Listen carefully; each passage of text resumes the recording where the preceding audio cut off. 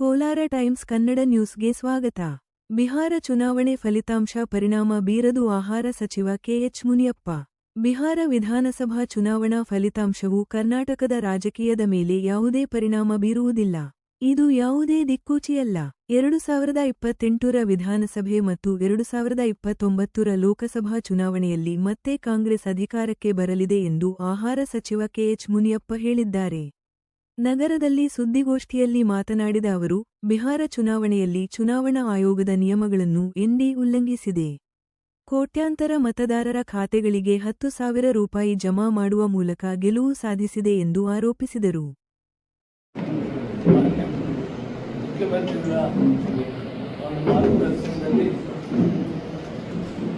प्रदेश कांग्रेस समिति प्रचार समिति अध्यक्ष माजी लोकसभा सदस्य आनंतर अजय कुमार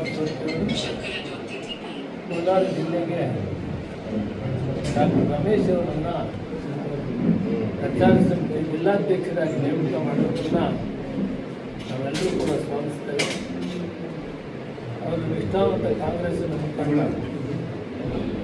ನಿರಂತರವಾಗಿ 30 ವರ್ಷಗಳಿಂದ ಮೇಲ್ಪಟ್ಟು ನಮ್ಮ ಜೊತೆಯಲ್ಲಿ ಪಾರ್ಟಿ ಕೆಲಸ ಮಾಡಿಕೊಂಡು ಏನೇನೋ ಗುಣಂತೆ ಕೆಲಸ ಮಾಡ್ಕೊಂಡಿದ್ದಂಥವರು.